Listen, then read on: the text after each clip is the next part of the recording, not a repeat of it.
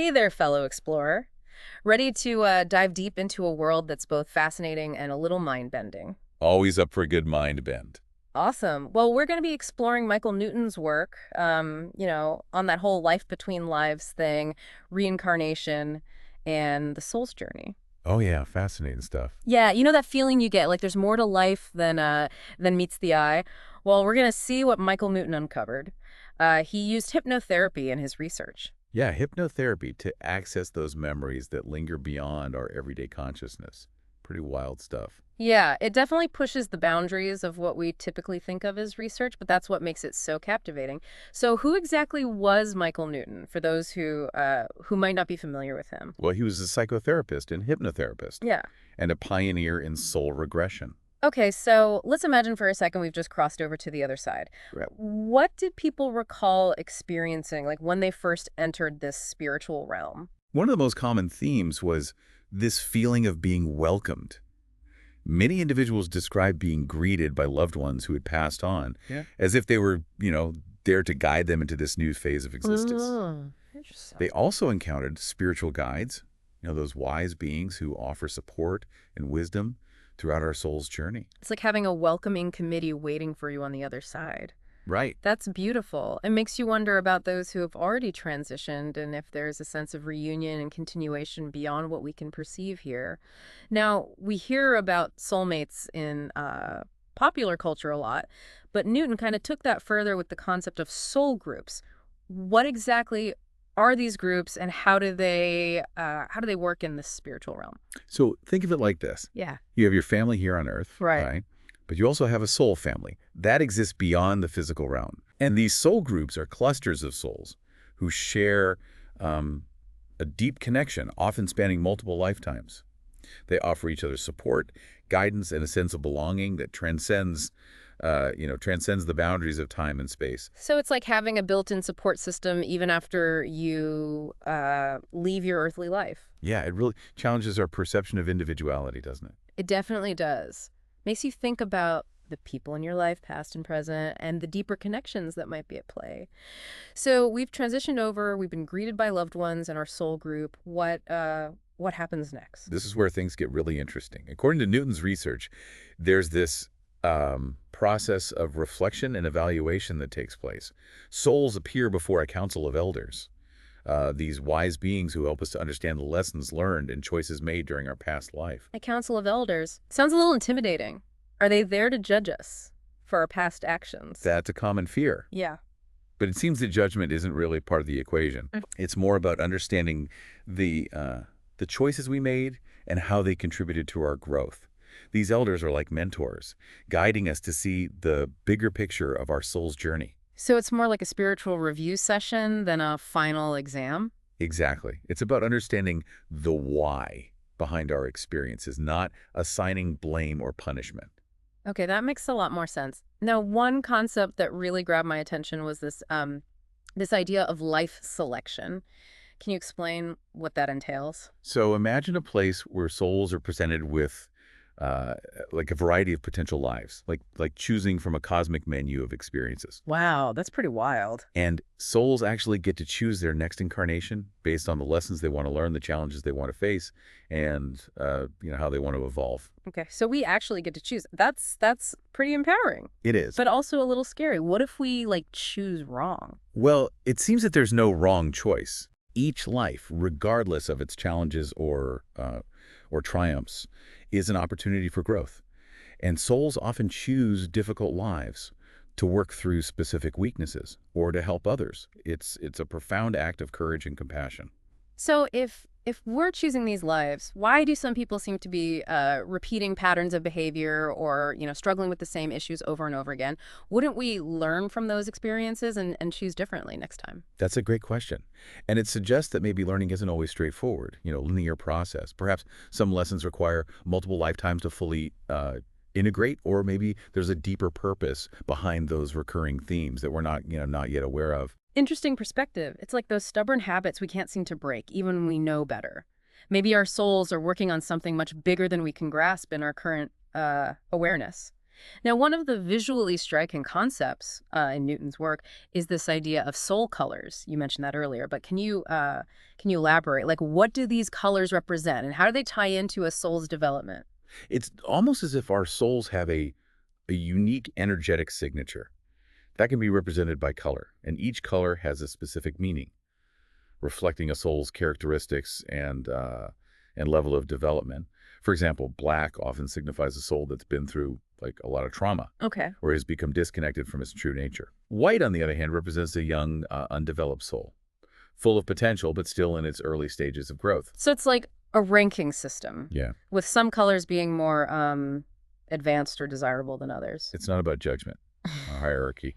Each color simply reflects where a soul is on its evolutionary journey. The focus is on growth and transformation, not on uh, not on achieving some idealized state of perfection. Oh, that's reassuring. I was starting to worry about what color my soul might be. But if it's not about judgment, then what's the purpose of understanding these soul colors? How can that knowledge be, helpful Hmm. or relevant to us? Well, think about it this way. If you understand your dominant soul color, it can offer insights into your strengths and challenges, Yeah. and the types of lessons you might be, drawn to in this lifetime. For example, a soul with like a strong red energy might be very passionate and action-oriented, while a soul with a strong blue energy might be more introspective and So contemplative. it's like a personality assessment, but for your soul. Exactly. And just like personalities, soul colors can change and evolve over time as we learn and grow. Okay. I'm starting to see how all these pieces fit together now. The welcoming committee, the soul groups, the life selection process, and even the soul colors. It's painting a fascinating picture of what might lie beyond our earthly experience. What happens next in this journey? Where do we go from here? Well, once we've gone through that process of reflection and chosen our next path, there's a period of preparation and planning for our return to the physical realm. But it's not all work and no play in the spiritual world. Souls also have time for recreation and rejuvenation before embarking on their next adventure. Hold on. Souls need vacation time. Tell me more about this spiritual R&R. Yeah, it seems that even in the spiritual realm, a little downtime is essential. Okay, that makes sense. These souls have been through a lot, experiencing the ups and downs of human life and engaging in some pretty complex, work on the other side. They need time to recharge and reconnect with their essence, just like we do here. Yeah, okay, I get that. But what exactly does spiritual recreation look like? Are we talking like meditation retreats and cosmic yoga classes? Actually, it's a lot more diverse than that.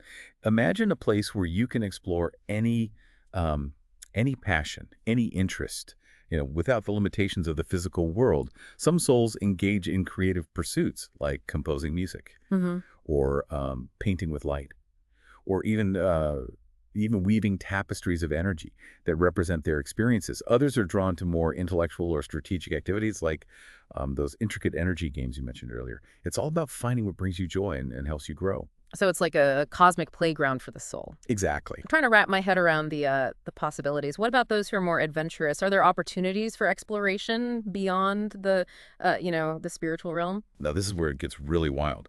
Some individuals under deep hypnosis recalled traveling to other dimensions and even other planets.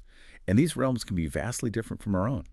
Unique landscapes, life forms, and even laws of physics. Imagine a world where thoughts like manifest instantly, or communication happens through telepathy. Okay, now you're just messing with me. Interdimensional travel for souls. That's like next level. Are these trips purely for fun, or is there a learning element to them as well? It seems to be a blend of both. These journeys can be incredibly exhilarating and rejuvenating, but they also offer opportunities to expand our awareness and understanding of the vastness and diversity of creation. It's like a cosmic study abroad program for the soul. I love that analogy. Okay, let's bring it back down to earth for a moment. We've been talking a lot about soulmates and soul groups. How do those relationships play out between lives? Do we reconnect with the same souls in different lifetimes, or is it like more fluid than that? One of the fascinating things that Newton discovered was that soulmate relationships often span multiple lifetimes. These souls choose to reincarnate together to work through various karmic challenges and deepen their connection. It's not always about romantic love either. It could be a deep friendship, a parent-child bond, or even a connection with a mentor or teacher. And these relationships can be incredibly powerful, and they often provide some of the most profound opportunities for growth and healing. So those challenging relationships in our lives might actually part of a much larger soul contract. It makes you wonder about those people we've had, intense connections with, whether positive or negative, and the deeper purpose behind those encounters. Exactly. So each relationship is a thread in the tapestry of our soul's journey. And even the seemingly insignificant encounters can hold profound meaning. This is giving me a whole new perspective on my family dynamics. Okay, let's talk about another intriguing concept: split souls. Remind me again how this differs from soulmates. So with soulmates, we're talking about distinct souls that choose to connect and learn from each other over multiple lifetimes. A split soul, on the other hand, is a single soul that decides to divide its energy to inhabit multiple bodies simultaneously. It's like sending different aspects of yourself on different missions, allowing for accelerated learning and growth. So it's like having multiple versions of yourself experiencing life from different perspectives at the same time. It's mind-blowing, but it also makes sense in a way. It's like we have different facets to our personality, and maybe those are represented through these split soul Right. experiences. And these split souls can even interact Hmm. with each other in the physical world, sometimes without even realizing their deeper connection. Okay, hold on. That raises a lot of questions. Could this explain those like uncanny feelings of recognition we sometimes have with strangers, or those instances of deja vu that seem to defy logic? Could we be encountering other parts of our split soul without even knowing it? That's certainly a possibility. And it adds another layer of mystery and intrigue to the whole concept of reincarnation. It definitely does. Now, I have to ask, is this split soul concept the same as the idea of twin flames that's become so popular in recent years? That's a great question, and it's one that Michael Newton addressed directly in his work. He was very clear in stating that his research on split souls was completely separate from the theory of twin flames or twin souls. Okay, so two different ideas. Why do you think there's so much interest in the concept of twin flames, even though it wasn't something that emerged in Newton's research? Perhaps it speaks to our longing for deep connection and the feeling that there's someone out there who perfectly understands and completes us. It's a romantic idea, but it's important to remember that every relationship, whether with a soulmate or a split soul, or even someone we just met, Mm. has the potential to teach us valuable lessons and help us evolve. That's a really beautiful way to put it. Okay, so we've covered soulmates, split souls, and even touched on the concept of twin flames. Let's shift gears for a moment and talk about those souls who seem to have a more difficult time adapting to the life on Earth. We discussed how there's no like real punishment in the spiritual realm, but what happens to those who are struggling or haven't learned their intended lessons? Do they get like a cosmic timeout? It's not about punishment or even failure. It's about understanding the unique challenges that some souls face when they incarnate on Earth. Newton identified a category of souls he called hybrid souls. These are souls that have experienced life in less physically dense or emotionally intense realms before coming to Earth. So it's like they're coming from a more ethereal or gentle environment and then suddenly being dropped into the intensity of human experience. Exactly. It can be quite a shock. And these souls often feel overwhelmed or out of place. It's like, like being accustomed to a quiet whisper and then suddenly being bombarded with a symphony orchestra. Okay, that analogy really paints a picture. Now, what about those who have experienced, what we might consider traumatic events in their lives, like suicide? How does that impact their journey? So that's a sensitive topic, Hmm. and it's one that Newton approached with great compassion. He discovered that souls who have ended their lives through suicide often experience a profound sense of regret, not because they're being punished, but Yeah. because they feel they've prematurely ended their life contract and missed out on opportunities for for learning and growth. So it's not about like divine judgment, but rather a sense of personal responsibility and perhaps a missed opportunity. Yes. And it's important to remember that that Newton's research suggests that these souls are met with understanding and support in the spiritual realm. They're given the opportunity to heal and process their experiences, and they're often guided towards a deeper understanding of the value and sacredness of life. That's reassuring to hear. It speaks to a profound sense of compassion and forgiveness within the spiritual realm.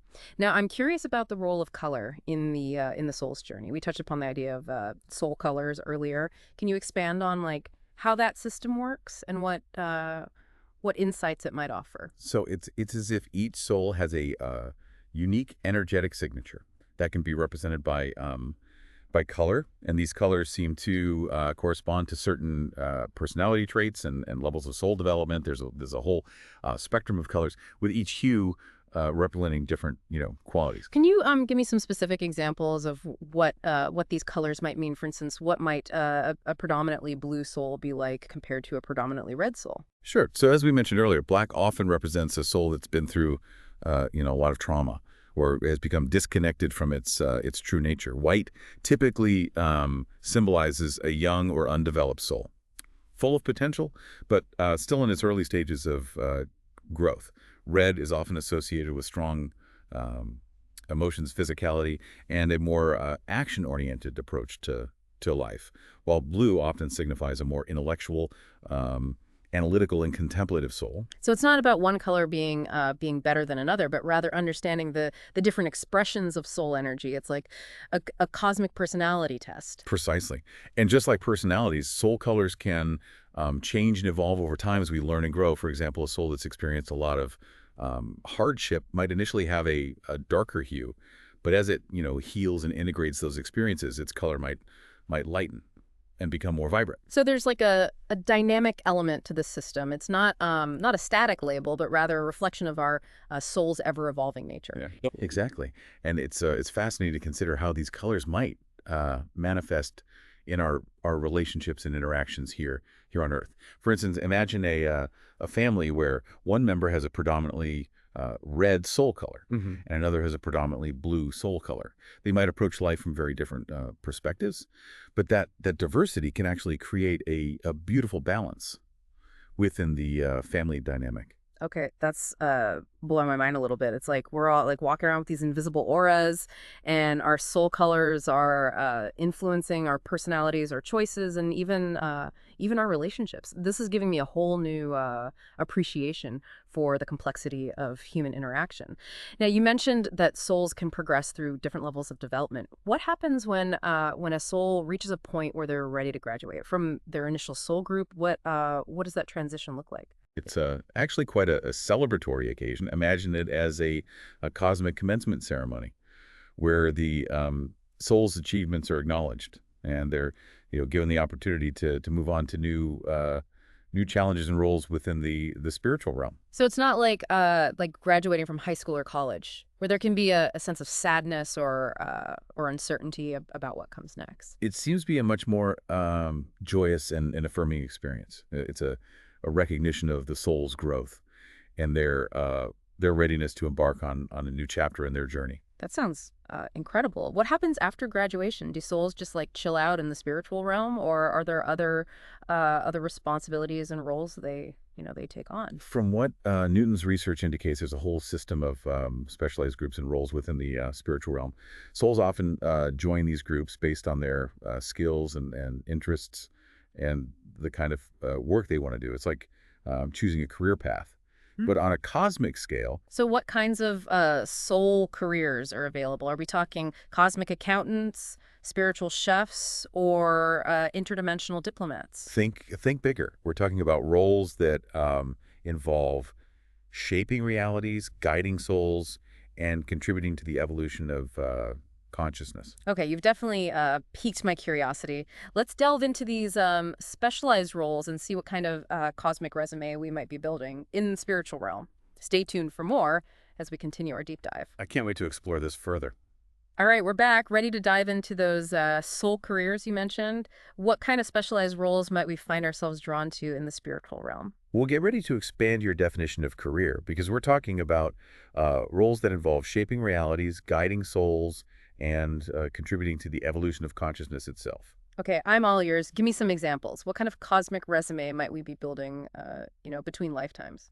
One fascinating specialization that Newton discovered was something he called Masters of Time. Masters of Time. Okay, that sounds intriguing, but also like a little intimidating. What exactly what do they do? Imagine being able to perceive past, present, and future simultaneously. Wow. These Masters of Time work with time and energy, observing and sometimes influencing the flow of events, Oh, wow. not just on Earth, but across different worlds and dimensions. Wow. So they're like cosmic historians or maybe even like time travelers. It's more nuanced than that. They seem to have a deep understanding of the interconnectedness of all things, Yeah. and how even the smallest actions can ripple through time, creating a cascade of effects.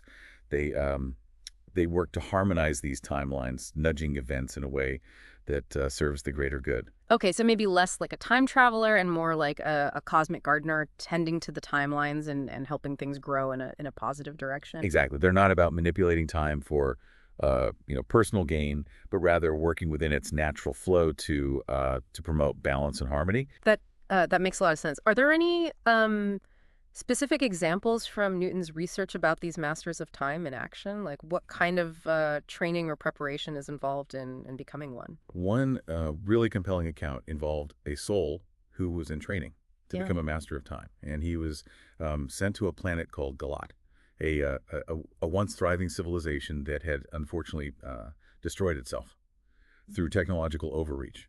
And his task was to observe and learn from the past timelines of this civilization, understanding how their choices led to their downfall. It was a powerful lesson in the consequences of, unchecked ambition and the importance of balancing technological advancement with wisdom and compassion.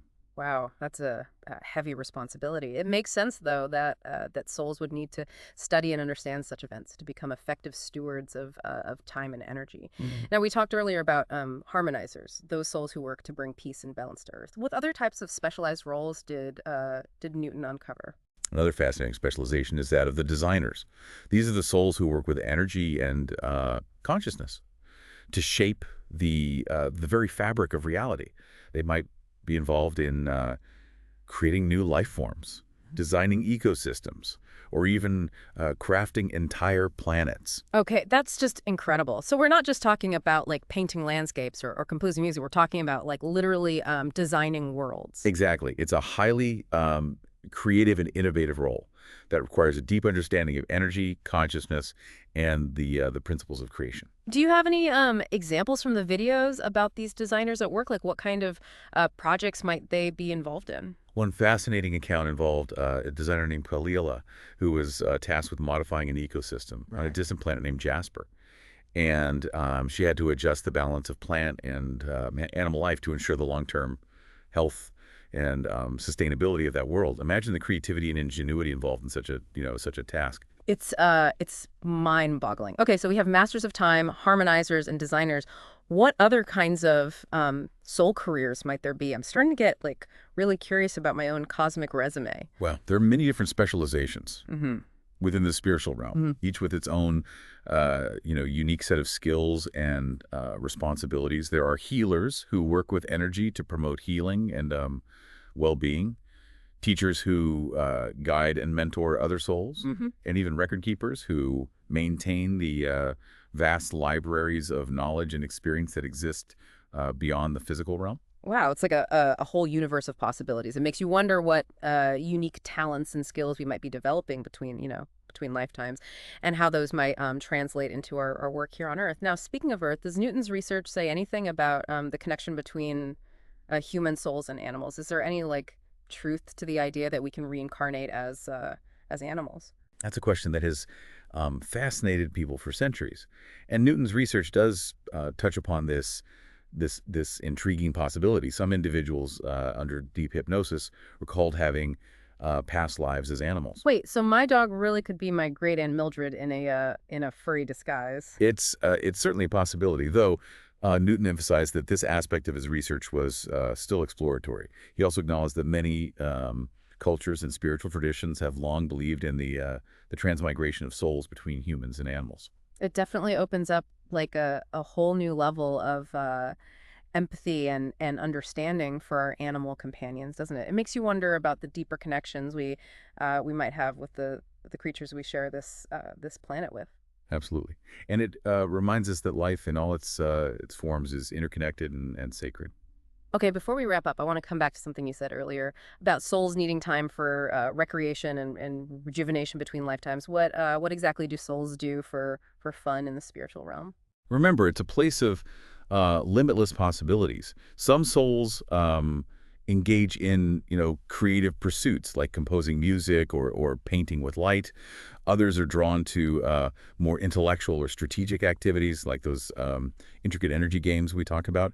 And some choose to explore other worlds and dimensions, experiencing realities that are vastly different from our own. So it's not all work and no play in the spiritual realm. There's time for adventure, creativity, and even a little cosmic relaxation. Absolutely. It's about finding what brings you joy, helps you Yeah. recharge, and allows you to express your soul's unique essence. This has been such a fascinating exploration. I don't know about you, but I'm feeling inspired to connect with my own inner wisdom and see my life from a broader perspective. What are some key takeaways you'd like listeners to ponder as we conclude our deep dive? I think the most important message is that we are more than just physical beings.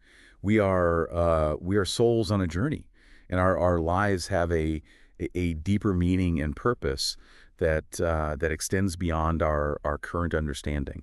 Remember that you are a part of a larger spiritual community. You have guides and soulmates who support you, and you have the power to choose your path and shape your destiny. That's a beautiful and empowering message. Thank you so much for sharing your insights and taking us on this incredible journey through Michael Newton's work. It's definitely given us a lot to think about. It's been my pleasure. Keep exploring, keep questioning, and keep trusting in the wisdom of your own soul. And to all of our listeners out there, thank you for joining us on this deep dive. We encourage you to continue exploring these concepts, delve into Michael Newton's work, and most importantly, listen to the whispers of your own soul. Until next time, keep seeking, keep discovering, and keep diving deep.